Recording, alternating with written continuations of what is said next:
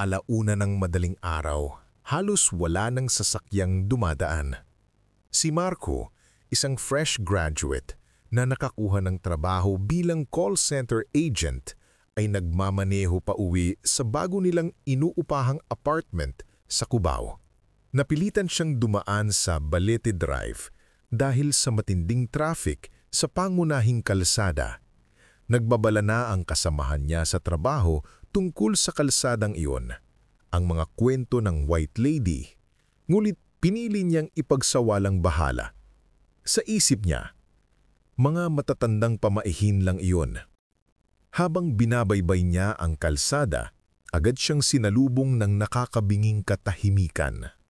Madilim ang kalsada at ang iilang ilaw kalye ay tila nagdaragdag pa sa dilim sa halip na magbigay liwanag. Ang kanyang puting sasakyan ay tanging ang nagbibigay buhay sa madilim na daan. Napansin niya ang mga matatandang punong balete na nakatayo, tila mga higanteng may nakatagong sikreto at naghahagis ng matitinding anino na tila gumagalaw sa gilid ng kanyang paningin. Ang mga sanga ay tila mga kamay na kumakaway. Biglang bumilis ang tibok ng puso ni Marco. Ang tahimik na paligid ay nakakabalisa. Naramdaman niya ang isang hindi maipaliwanag na lamig na pumasok sa loob ng kotse, tila may nagbukas ng bintana. Kahit pa saradong-sarado ang lahat. Napatingin siya sa rear view mirror. Laking gulat niya nang makita niya sa salamin, sa likod ng kanyang sasakyan, ang isang bahagyang anino ng babaeng nakaputi. Mahaba at malago ang buhok nito at tila nakayuko. Mabilis siyang lumingon sa likuran. Walang tao. Ang buong likurang upuan ay walang laman. Dali-dali siyang nagbalik ng tingin sa daan. Pinilit na kumalma. "Pagod lang ito, Marco. Kulang ka lang sa tulog," bulong niya sa sarili. Ngulit nang dumating siya sa tapat ng isang malaking lumang bahay na tila abandonado, biglang may narinig siyang mahinang pag-ungol na nagmumula sa likod. Hindi iyon tunog ng makina. Mas mukha iyong isang buntong hininga. Nagsimulang manginig ang kamay ni Marco sa manibela. Kinabahan siya at sa paghahanap niya ng katwiran, muli siyang lumingon sa rear view mirror. Sa pagkakataong ito, mas malinaw ang anino. Nakita niya ang puting tela ng damit at ang buhok na unti-unting umaangat, tila tinitignan siya sa salamin. "Huwag kang lilingon. Pagpatuloy ka lang," pilit niya sa sarili. Ngulit nang dumaan siya sa ilalim ng puno ng balete na pinaniniwala ang pinakamatanda sa buong kalsada, biglang namatay ang makina ng sasakyan. Kasabay nito, nag-iba ang kulay ng lahat ng dashlights ng kotse na parabang nag-short circuit. Nagpanik si Marco. Sinubukan niyang paandarin muli ngulit ayaw nang gumana. Puno ng kaba at lamig ang dibdib niya dahil alam niya, hindi iyon simpleng sira. Natigilan si Marco. Gusto niyang sumugaw pero walang lumalabas ng kahit anong tunog sa kanyang bibig. Nanigas ang buo niyang katawan. Hindi siya humihinga. Nanatili siyang nakatingin sa harap sa takot na baka makita siya kapag lumingon siya. Sa side mirror, nakita niya ang bahagyang refleksyon ng isang muka. Maputla, may mahabang buhok na nakakalat at may mga mata na walang buhay, malalim at nakatingin mismo sa kanya. Ang babae ay tila nakalutang lang sa tabi ng bintana. "Tulungan mo ko." Isang bulong ang narinig niya. Tila nagmumula mismo sa loob ng kotse sa tabi niya. Ang boses ay mahinang-mahina, malungkot at nakakapanindig balahibo. Dali-dali siyang dumutok sa kanyang bag, naghahanap ng rosaryo o kahit anong bagay na magpapalakas ng loob niya, ngunit wala siyang makita. Pinilit niyang kalimutan ang babae at muling sinubukang paandarin ang makina. Sa sandaling iyon, biglang may kumatok at nararamdaman niya ang vibration nito sa bintana, tila may nagpupumilit pumasok. Lumingon siya nang wala sa loob at sa pagkakataong iyon, wala siyang nakita. Ang gilid ng kalsada ay tahimik, ngulit ang lamig ay naaroon pa rin. Ngunit nang ibalik niya ang tingin sa harap, biglang tumunog ang kanyang car radio ng malakas at isang static na tunog ang pumuno sa kotse na sinundan ng isang pamilyar na boses ng babae. Hindi na bulong, kundi isang sumisigaw na boses na puno ng paghihiganti na nagpasabog ng kanyang tenga. Nagtatanong, "Bakit mo ako iniwan?" Kasabay nito, naramdaman niya ang dahan-dahang pagdampi ng isang napakalamig na kamay sa kanyang balikat. Ang lamig nito ay kasing lamig ng yelo, ngunit may kasamang bigat na tila isang matinding pasakit. Hindi iyon kamay ng tao.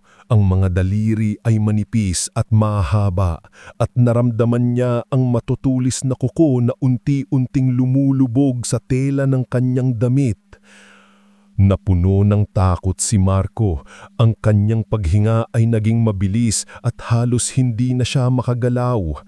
Sa kanyang side mirror, nakita niya ang bahagyang gumagalaw na puting tela sa gilid ng kanyang paningin. Sa sobrang takot, tumalon siya at sinunggaban ang door handle. Binubuksan ang pinto ng malakas. Nagtatalon si Marco palabas ng kotse. Nagtatakbo palayo sa Balete Drive. Tumakbo siya ng walang lingon-lingon, halos hindi na makahinga, hanggang sa marating niya ang isang convenience store sa kanto, malayo na sa mga puno ng Balete. Hiningal at nanginginig, pumasok siya sa loob. Nang kumalma siya ng kaunti, nagpasya siyang bumalik dahil naiwan niya ang cellphone at wallet sa kotse at kailangan niyang umuwi. Naglakad siya pabalik ng dahan-dahan, ang kanyang mga paa ay mabigat sa takot. Nang makarating siya sa lugar kung saan siya tumigil, laking gulat niya. Hindi niya na matagpuan ang sasakyan niya. Ang lugar ay walang laman, malinis, na tila walang nangyari. Nagsimula siyang magduda sa kanyang sarili, baka panaginip lang. Ngunit habang naghahanap siya, may nakita siyang matandang babae na nakaupo sa tabi ng isang malaking balete, nakasuot ng itim na damit, tahimik na umiiyak. Para siyang bato na hindi gumagalaw maliban sa mga luha na dumadaloy sa kanyang muka. Lumapit siya, nag-aalala dahil sa tingin niya ito na ang katotohanan. "Nay, anong nangyari? Bakit kayo umiiyak sa ganitong oras?"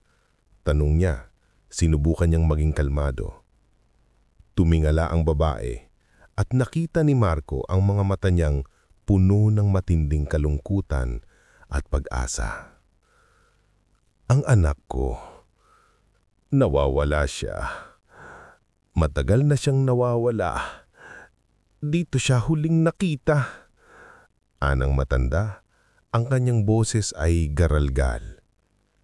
"May nakita ba kayong puting kotse na nakahinto rito kanina? May nasira kasi akong sasakyan," tanong ni Marco. Sinubukan niyang baguhin ang usapan at alamin ang tungkol sa kanyang kotse. Tinitigan siya ng masama ng matanda. Ang mga mata nito ay nanlilisig na parang nakikita ang kaluluwa ni Marco at hindi lang ang panlabas niya. Maya-maya, biglang ngumiti ang matanda. Isang ngiting hindi umabot sa mga mata niya na nagbigay kay Marco ng kakaibang takot. "Ang anak ko, gustong-gusto niyang sumakay sa puting kotse. Dinala siya ng isang mabilis na puting kotse. Naghintay ako, pero hindi na siya bumalik. Ngunit bumalik siya. Gusto kanyang makita." Sambit ng tanda. Ang huling mga salita ay puno ng babala. Dahan-dahang tumayo ang matanda at itinuro ang likuran ni Marco. Naramdaman ni Marco ang pamilyar na malamig na simoy na humahaplo sa kanyang likod. Nang lumingon si Marco, Bumulaga sa kanya ang puting kotse niya na ngayon ay nasa tabi ng puno. Ang buong hood ng kotse ay may malaking bakas ng dugo at ang windshield ay may basag na tila may malakas na tumama roon. At sa tabi ng kotse, nakita niya ang multo ng isang batang babae na nakangiti sa kanya. Suot ang isang sirang damit na puti. Ang mga mata ng bata ay blanko. Sa likuran ng bata, dahan-dahang lumulutang ang white lady na nakita niya kanina. Ngayon, kitang-kita na ang mukha nito na punong-puno ng galit at paghihinggit. Ito ay ang babaeng nagpatunog ng radyo at dumampi sa kanyang balikat. At sa tabi nito, biglang naglaho ang matandang babae. Ang kaba ay napalitan ng isang nakakabiningging katahimikan na puno ng takot. Hindi na nag-isip pa si Marco. Dahil sa matinding takot, bigla siyang napatakbo. Iniwan ang kotse, ang dugo at ang dalawang multo. Sumigaw siya at tumakbo ng walang direksyon. Tumakbo ng walang tigil, habol-habol ang hininga. Tumakbo siya hanggang sa makita niya ang isang patrol car ng pulis na nagpapatrolya. Agad siyang nagsumbong. Nagmamadaling humingi ng tulong. May white lady! May patay na bata! Nasa Balete Drive! Nakita ko ang dugo! Sigaw niya. Halos wala ng boses at nanginginig ang buong katawan. Dinala siya ng mga pulis pabalik sa lugar na tinutukoy niya. Ngunit nung makarating sila, wala namang puting kotse, walang bakas ng dugo, at lalong walang white lady umulto ng bata.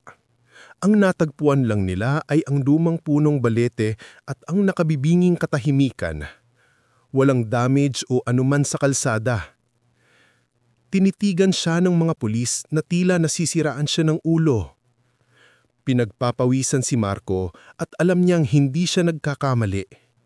Ngunit ang katibayan ay tila naglaho sa hangin. Tinawanan lang siya ng mga pulis, sinasabing guni-guni lang iyon sa sobrang pagod at kakulangan sa tulog. Binalaan nila si Marco na huwag nang magkalat ng kwento. Ngunit hindi natapos doon ang bangungot. Kinabukasan, habang nasa opisina, nalaman niya sa balita na may isang taxi driver na natagpo ang patay sa anyang kotse sa Balete Drive. Ang kanyang muka ay puno ng matinding takot at laking gulat. Ang dashcam ng taxi ay nakuha ng pulisya. Ayon sa report, nakunan ng video ang taxi driver na biglang sumisigaw. At ang kamera ay nagpakita ng isang naputol na anino sa likurang upuan bago nag-static ang feed. Ang pinakamasakit na bahagi, natagpuan ang kotse ni Marco. Ilang kanto lang ang layo mula sa Balete Drive, na may hood na malinis at walang bakas ng dugo. Ngulit nang kukunin na niya ito sa may impounding area, may nakita siyang manipis na puting hibla ng buhok na nakasabit sa rearview mirror niya. Mula noon ay hindi na nagtangkang dumaan si Marco sa Balete Drive. Ngulit gabi-gabi, tuling nakakauwi siya, nararamdaman pa rin niya ang malamig na simoy, kahit mainit ang panahon. Tuwing nag-iisa siya, naririnig niya ang bulong sa kanyang tenga. Hindi ka na aalis, kasama na kita. Ang white lady at ang batang multo ay hindi na niya nakikita ng pisikal. Ngunit alam niyang sumusunod pa rin sila sa kanya.